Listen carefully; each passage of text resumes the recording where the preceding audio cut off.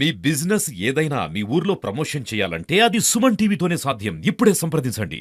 సీతారామచంద్రస్వామి దేవస్థానంలో ముక్కోటి ఉత్సవాలు చాలా ఘనంగా నిర్వహిస్తున్నారు.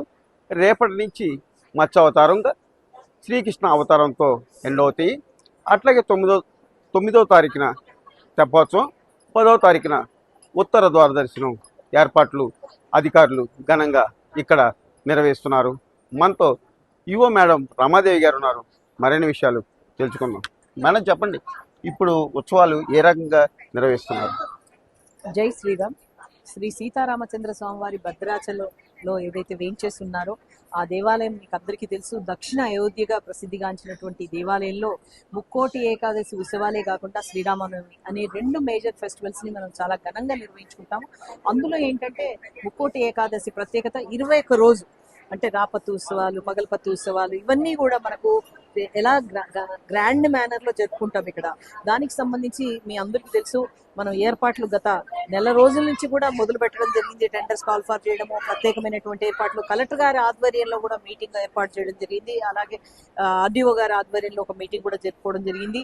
ప్రత్యేకమైనటువంటి ఏర్పాట్లు ఈసారి ఇంకా ఘనంగా జరుపుకోవాలి, పెద్ద ఎత్తున భక్తులు వచ్చే అవకాశం ఉంది కాబట్టి మనం ప్రత్యేక ఏర్పాట్లు జరుపుకోవాలనే ఉద్దేశంతోన 31 డిసెంబర్ నుంచి 20 జనవరి వరకు మనకు ముక్కోటి ఉత్సవాలు జరుపుకోబోతున్నాము. అందులో మనందరికీ తెలుసు, మొదటి 10 రోజులు కూడా మనకు దశావతారాల్లో రామచంద్ర స్వామివారు కనిపిస్తారు. రోజుకొక ప్రత్యేకమైనటువంటి అలంకారంలో స్వామివారి కనిపిస్తారు. అలాగే మనకు 9వ తారీఖు ఏదైతే ఉందో జనవరి 9 మనకు తెప్పోత్సవం జరుపుకుంటున్నాము. ఆ తెప్పకు సంబంధించినటువంటి ఘాట్ లో కూడా మనం ఏర్పాటు చేసుకుంటున్నాము.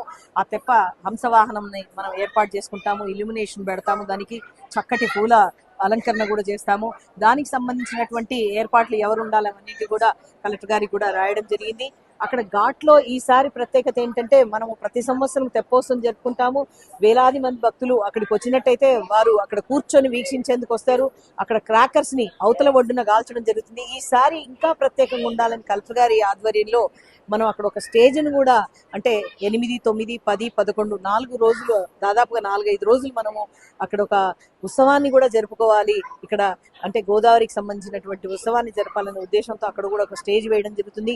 అక్కడికి వచ్చేటువంటి భక్తుల కోసం ప్రత్యేకమైనటువంటి టెంట్ లో, అంటే కొంతమంది స్టేజ్ వేయడానికి కూడా, అంటే ఒక దగ్గరికి వచ్చి ఇక్కడ వాళ్ళు ఉండడానికి, అలాగే బయటికి వెళ్ళి మిగతా ఏ ప్రదేశాలు ఉన్నాయో ఈకో టూరిజం దానికి కూడా డెవలప్మెంట్ కోసం కూడా ప్రత్యేకమైన కృషి చేస్తున్నారు. అక్కడ వేదిక మీద 4-5 రోజులు సాంస్కృతిక కార్యక్రమాలు కూడా జరుపుకుంటాము.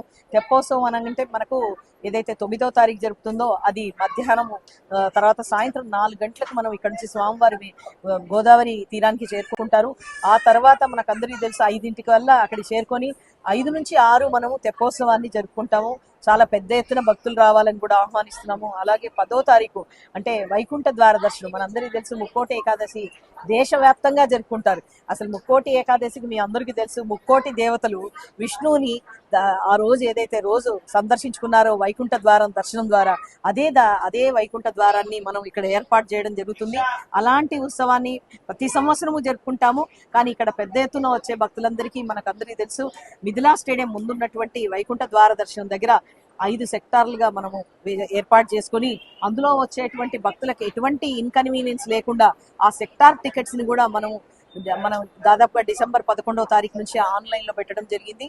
అలాగే వచ్చే భక్తులందరికీ కూడా అన్ని సౌకర్యాలు కలిగించాలని జిల్లా కలెక్టర్ గారి ఆధ్వర్యంలో కోఆర్డినేషన్ మీటింగ్ లో మంచినీటి సౌకర్యం అయితేనేమి, వారికి వచ్చే వారికి మంచినీటి అందించడం కానీ మిగతా ఫెసిలిటీస్ అన్నింటిని కూడా మనం ఏర్పాటు చేయడం జరుగుతుంది.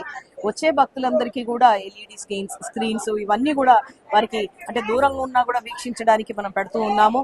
అందులో విఐపి, వివిఐపి మరియు మిగతా టికెట్స్ ఏవైతున్నాయో ఆన్లైన్ లో 75% ఆన్లైన్ లో పెట్టాం, 25% మాన్యువల్ గా కూడా మనం సేల్ చేస్తున్నాం. మీరు ఇక్కడ కూడా చూస్తున్నారు. అలాగే సిఆర్ఓ ఆఫీస్ దగ్గర కూడా చూస్తున్నాం, ఆర్డీఓ ఆఫీస్ దగ్గర ఇవన్నీ టికెట్స్ అందుబాటులోకి తీసుకొస్తున్నాము. ఇప్పుడు రాబోయే ఇంకా 3-4 రోజుల్లో ఆ రోజు ఏదైతే 10వ తారీఖు వస్తుందో ఇంకా ఎక్కువ మంది కొనుక్కునే అవకాశం ఉంది. చివరి రోజున కూడా మనం వారికి అందుబాటులో ఉంచేందుకు కూడా ప్రయత్నం చేస్తున్నాము. వచ్చే భక్తులందరికీ కూడా మంచి సౌకర్యాలతో పాటు వారు మహాప్రసాదాన్ని ఆస్వాదిస్తారు కాబట్టి వారికి ఎంతమంది వచ్చినా కూడా మనం భోజన సదుపాయాన్ని కూడా బయట ఎంతమంది అరేంజ్ చేసినప్పటికీ, సొసైటీలు కానీ సంఘాలు కానీ ఏర్పాటు చేసినప్పటికీ కూడా మనం పెద్ద ఎత్తున వచ్చే భక్తులందరికీ అన్న ప్రసాదాన్ని అందించాలనుకుంటున్నాము. అలాగే లడ్డూ ప్రసాదాన్ని కూడా దాదాపుగా 2 లక్షల వరకు మనం ఆ రోజు వరకు 9, 10 అలా మనం అందుబాటులో ఉంచాలనుకుంటున్నాము. ఖచ్చితంగా వారికి ఎప్పటికప్పుడు తయారు చేసిన ఫ్రెష్ లడ్డూని వారికి అందుబాటులో ఉంచడానికి మనం ఈ మధ్య కాలంలో FCCI సర్టిఫికేట్ ద్వారా కూడా సర్టిఫై చేసిన అన్నిటి ద్వారా కూడా మనం లడ్డు ప్రసాదాన్ని అందుబాటులో ఉంచుతున్నాము. వచ్చే భక్తులందరూ కూడా ఈ యొక్క ముక్కోటి ఏకాదశికి ప్రత్యేకమైన ఏర్పాట్లు ఎంతమంది వస్తారో తెలియదు. గతంలో కూడా మనకు దాదాపుగా 30,000 మంది 40,000 మంది అట్ ఎ టైం వచ్చి వైకుంఠ ద్వారం ఆ చుట్టుపక్కల కానీ కూర్చోవడము, అలాగే మిథిలా స్టేడియంలో కూడా కూర్చుంటారు. మేడం, ప్రధానంగా చెప్పండి, మొన్న ఎండోమెంట్ మినిస్టర్ కొండా సురేఖ గారికి కూడా మీరు ఆహ్వానం పలికడం జరిగింది. మేడం ఏమైనా వస్తున్నారా ఏంటి, మీ ఇన్ఫర్మేషన్ మీ దగ్గర ఉందా? మనందరికీ తెలుసు, ముక్కోటి ఏకాదశి కానీ లేదా శ్రీరామనవమి కానీ పెద్దలందరినీ కూడా మనం ఆహ్వానిస్తాము. ప్రతి సంవత్సరం లాగే మనం వెళ్ళి మనం దీనికి సంబంధించినటువంటి వాల్ పోస్టర్స్, ఈ పాంప్లెట్స్, ఇన్విటేషన్స్ ఓపెన్ చేయించడము, తర్వాత వారిని ఆహ్వానించడం జరిగింది.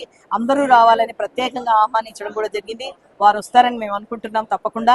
అలాగే ఇక్కడ ఉన్నటువంటి జిల్లా మినిస్టర్స్ కానీ, బయట ఉన్నటువంటి భక్తులు కానీ అందరినీ కూడా దేశవ్యాప్తంగా మనం వివిధ ఛానల్స్ ద్వారా కూడా మనం రిక్వెస్ట్ చేస్తున్నాము. ముక్కోటి ఏకాదశికి ఇక్కడికి వచ్చి గారు స్వామివారి దర్శనం చేసుకొని వివిధ అవతారాల్లో మనకు అలంకారంలో కనిపిస్తారు కాబట్టి దశావతారాల్లో ఉన్న స్వామివారిని కూడా దర్శించుకోవాలని కోరుకుంటూ అందరూ కూడా ఖచ్చితంగా రావాలని కోరుకుంటున్నాను.